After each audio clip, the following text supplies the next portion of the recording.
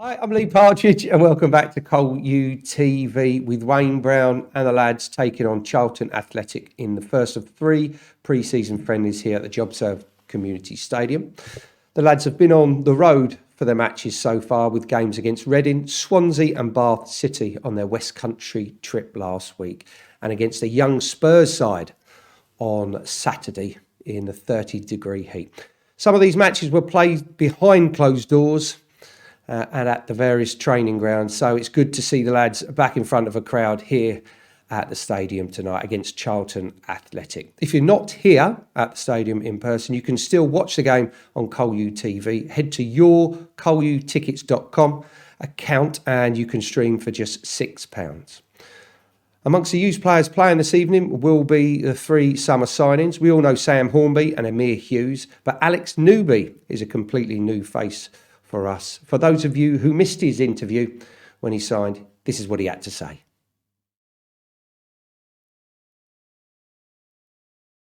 This is your first journey in your footballing world down south. How did this move come about?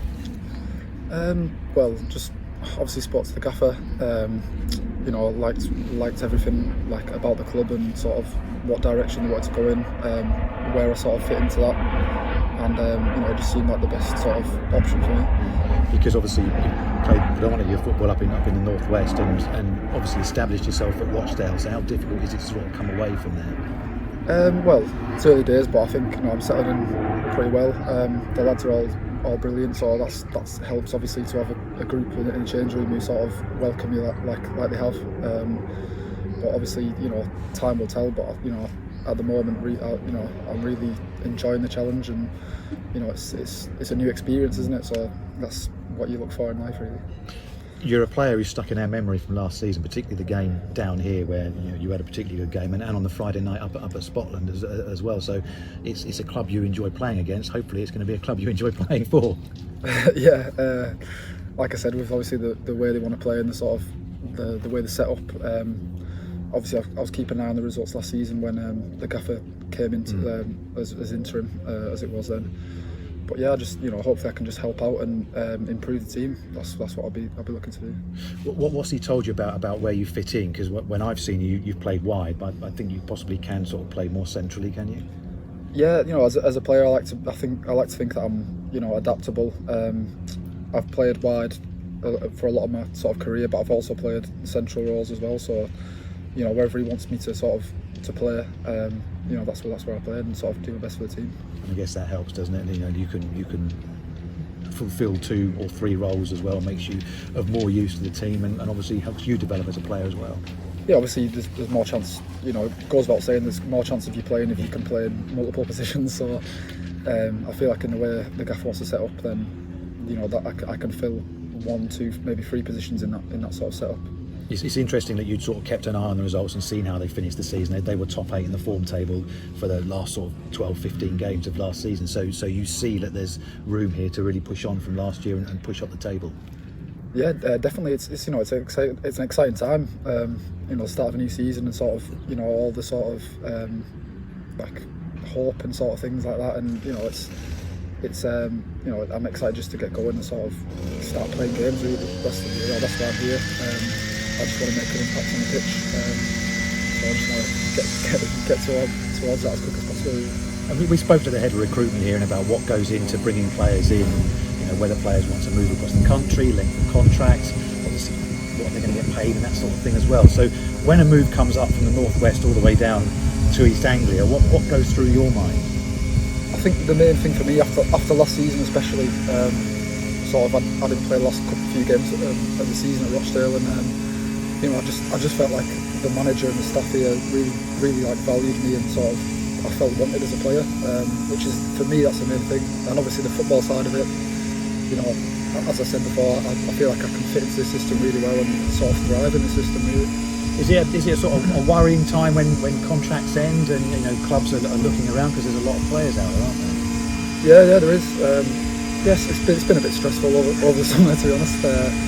Just sort of not knowing, it's the sort of not knowing what you're doing really. That's the main thing. But I'm just delighted to sort of get it signed and get it sorted, and get back to doing what what I do really, which is play football.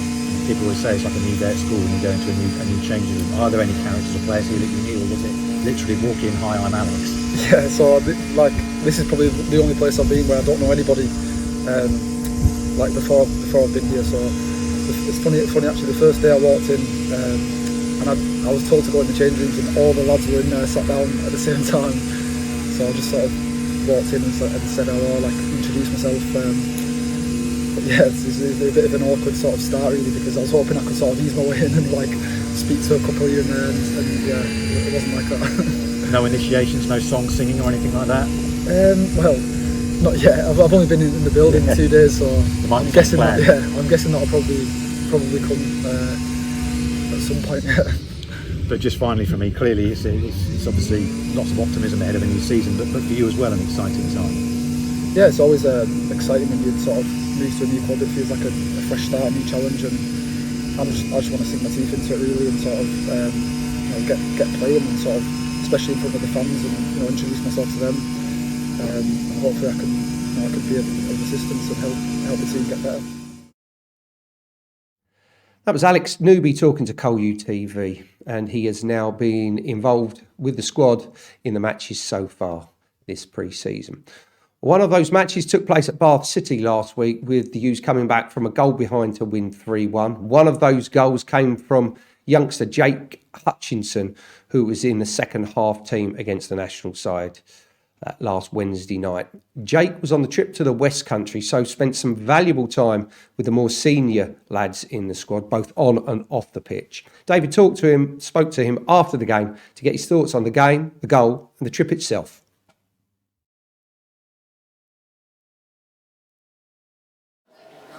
Jake, last game of the three-match run we've had down there in the West Country. You must be pleased that you've been involved, and obviously to finish it off with a goal. Yeah, good to be involved. Obviously, the plan was to just come on this trip and get as many minutes as possible, and obviously played against Reading and then played again tonight, and just good to get a goal in the last game here and start the pre-season well.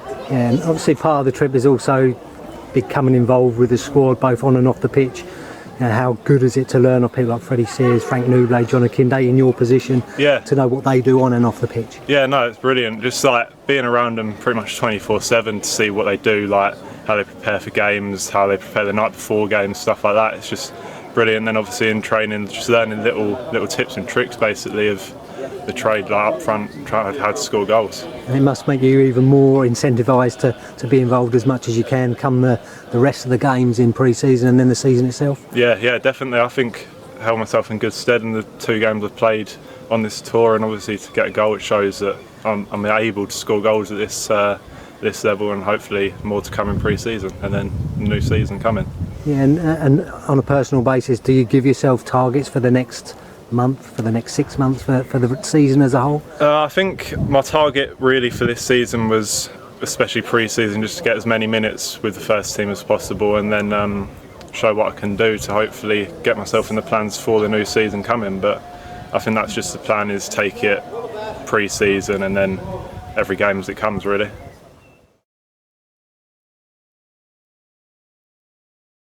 Another youngster who's looking to follow in the footsteps of the likes of Frankie Kent, Sammy Schmodics and Noah Chilvis and many others to get into the first team squad. They'll be wanting to be in the starting lineup along with the rest of the team for the Northampton game on the 30th of July, the first league game of the new campaign. If you want to contact us here at the club, anything Colchester United related, or maybe you want to be in a programme or on the big screen, it's media@colchesterunited.net.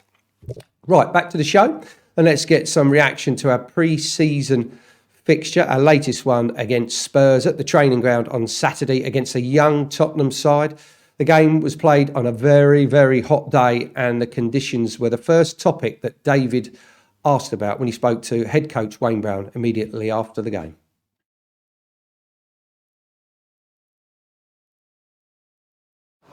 Weather conditions tough, Wayne, but a really good workout here today. Yeah, 30 degrees. Another box ticked regards to fitness levels. There's a few lads obviously that we've upped the minutes on, and the barriers needed to be got through today, which is going to be the case first game of the season. They'll have to get through barriers regards to fatigue, regards to fitness levels, and now we've got 4 games to go. We're sort of halfway through pre-season with 4 games to go, and that will come. What we need to start nailing now is a little bit of structure, which again I thought was extremely good against Swansea, nullified a championship team, and again here in large spells nullified what is a very good Tottenham team that we played today. Yes, we conceded some chances in the first 60 minutes, probably 2 real good chances, but in the last half an hour we have 4 clear-cut chances, which is pleasing. Yes, we want to put them in the net, we want to win games of football, of course we do, but we're creating. There's an understanding now, more and more we have the shape and the formation of roles and responsibilities, and as I say, we're creating chances off the back of that as well, so it's a real pleasing exercise. And like you mentioned there, you're about halfway through the pre-season schedule in terms of games and time. Are you about where you wanted to be? Yeah, I mean, listen, the main thing is that you don't really want to pick up any niggles and knocks and injuries, and thankfully it looks like we've come away from our 4th game unscathed, which is great. As I said, for individuals now you're looking at the minutes that they need to prepare them for ultimately the first game of the season, and we've got 4 games to do that. We've got three weeks left, whereas, as I say, we can put more detail into them. The first 3 weeks have been very much a fitness exercise to get their base fitness up to where it needs to be, and now we can start looking at the detail. So as I said, the lads have been brilliant for the first 3 weeks. They need to be brilliant again for the remainder, not just pre-season but the start of the season, and take the information on board like they have done into the season. I mean, you mentioned 30 degrees today, and it looks like it's going to be that for the next sort of week, 10 days. Does that kind of alter what you need to do with the lads, or do they just have to get it and you have to be mindful in between and what they're eating and drinking? Yeah, of course. I mean, it's all about the individual taking responsibility away from the environment, about the way he's sort of refueling his body, if you like. Yes, we will structure training sessions to be adaptive of conditions. Of course we will. But as I say, ultimately now, the fitness work should be coming out in the games. That's where they're going to get their real fitness. We've done 3 weeks of real hard fitness work. Within that, there's been 4 games.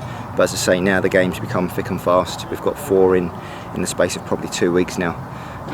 So it's going to be a real tough, challenging environment that we're setting. But that's us. We're going to be putting demands on the players that they'll have to try and achieve and exceed. So it's no different. Yeah, and obviously all 4 of the last games are in stadium environments with supporters there.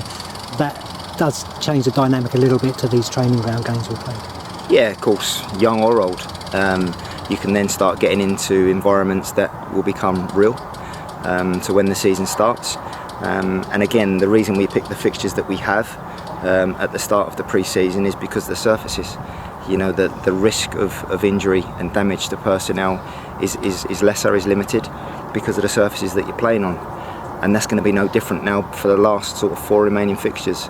Some real good fixtures, some real tough fixtures, but I'm sure the lads are looking forward to those to stake their claim come the first game of the season. And I presume that's exactly what it's all about now, isn't it, in these last 3 or 4 games?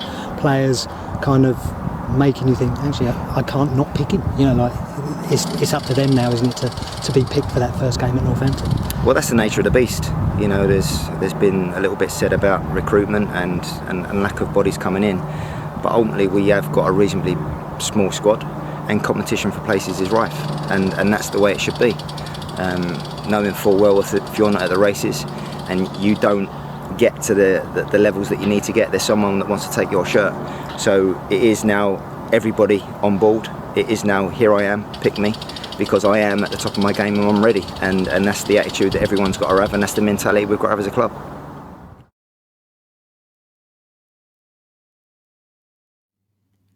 A bit of a challenge from Wayne through to the players there. He wants everyone to be fighting fit and ready to be picked in the starting 11 for the beginning of the season. 4 matches to go before then, 3 of them here at the JobServe Community Stadium, starting with Charlton this evening. If you haven't already got your tickets for the first home league game of the season against Carlisle, you can still do that, of course, colutickets.com. So get yourselves here to support the lads for the home opening game of the season. And don't forget that there's early bird prices are still available for season tickets. They are discounted until the 17th of July. Don't forget, also on the 17th of July, we've got the open day down here at the ground with Q&A with Robbie, the Colchester chairman, and you can come and meet the players and lots more going on down here at the stadium. Right, it's Charlton we're concentrating on tonight, so don't forget you can stream the game live for £6 on Col U TV. Once again, head to colutickets.com. That's about it for tonight's show. I'll be back on Friday for a pre-match show ahead of the Millwall friendly, but I'll leave you with some highlights from a previous game against Charlton. I'll see you on Friday, or we'll see you on Sunday here at the open day. Until then, it's goodbye for now. Second from bottom in League One, Colchester was still without a win in 2016 as they hosted Championship Charlton, themselves in freefall, having not won since November. But despite that recent form, it was clear both sides had come to play. The recently returned Diego Poyet had Charlton's first chance of note. Now under the guidance of Kevin Keane, Colchester weren't afraid to throw men forward. Gavin Massey eventually regained his composure to pick out Marvin Sordell here, but the former Charlton player fired just wide to the relief of the outstretched Nick Pope. Colchester continued to press as holes began to open up in Charlton's midfield. Captain Chris Porter showed his strength to tee up Alex Gilby. He was only denied by superb work from Pope. After 28 minutes, though, the breakthrough came. Another swift counter-attack from Colchester left Charlton exposed. Sordell may have been fortunate to find the ball at his feet, but his perfect pass allowed George Moncur to put the home side deservedly in front.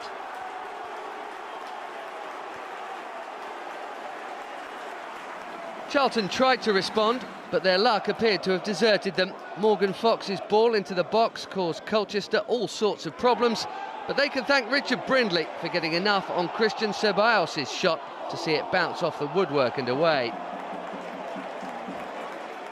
And it was the same old story in defence for the Addicts. Another Colchester breakaway saw Moncur repay the favour. A superb ball finding Sordell with the goal at his mercy, and he calmly finished to double the advantage and pile misery on his former employers. It could easily have been 3 moments later. Gilby found Porter, who showed the deftest of touches to tee up Tom Eastman. This time, though, Pope was equal to it.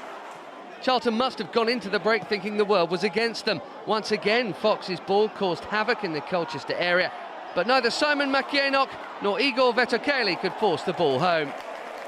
The second half couldn't repeat the drama of the first, but deep into stoppage time, Charlton got their consolation. Top scorer Reza Guchanejad nodding home, but Colchester held on to secure their spot in round 4 for the first time in 10 years.